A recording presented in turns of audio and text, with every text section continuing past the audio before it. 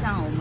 炮试出来之后，出现在网络上的一些贴文，是一些假讯息的贴文。那上面内容呢，就是教导民众说，如果你支持韩国瑜，你就要在选票上面特别写上韩，或者写上韩国瑜等等这些字样，这样才不会被作票。那这明显的就是一个假讯息，因为这当然会造成这个选票是失效的。所以基本上这些图文如果继续这样散播的话，明显的就是违反了选罢法。所以根据这一点呢，我们希望透过警方来报案，请他们协助把这些在流传恶意、有意图影响选情的人给绳之以法。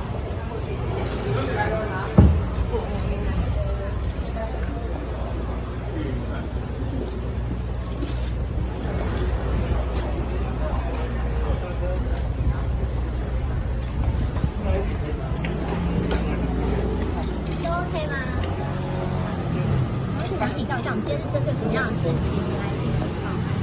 今天主要是针对从昨天晚上我们炮试出来之后，出现在网络上的一些贴文，是一些假讯息的贴文。那上面内容呢，就是教导民众说，如果你支持韩国瑜，你就要在选票上面特别写上韩，或者写上韩国瑜等等这些字样，这样才不会被作票。那这明显的就是一个假讯息，因为这当然会造成这个选票是失效的。所以基本上这些图文如果继续这样散播的话，明显的就是违反了选罢法。所以根据这一点呢，我们希望透过警方来报案，请他们协助把这些在流传恶意、有意图影响选情的人给绳之以法。我发现他这个发文内容好像他们是伪装成假韩粉的感觉，所以我猜他们甚至就假韩粉到韩粉的社团上面去留言啊，所以就会想要让一些可能比较不清楚选务规则的一些选民会弄错，以为这个讯息是真的，害他们就投错票了。那我想这个意图非常非常的明显，但我希望这些账号是可以找得到的。会觉得是对手阵营的刻意操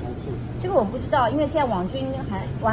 我们看到了这么多，那么杨慧如们到底包括哪些人？是自发性的还是有组织的在发动？当然就等警方调查。目前选风这样子会觉得非常的恶劣，这样的手法。其实选风好像对我们来说抹黑也没有停过，所以我们只是非常衷心的期盼，像这样的做法是非常拙劣，而且是影响民主选举法治的这样的行为能够被遏制，所以我们才一定要到警察局这里来报案，希望警方能够协助把这样的行为给揪出来。目前知道有多少的文，然后多少的账号？账号这个恐怕要靠警方来查，我没有办法。但是至少我现在手上看到的有3种贴文在流传，在不同的粉丝团或在社群上面这样贴。谢谢你们，OK，谢谢。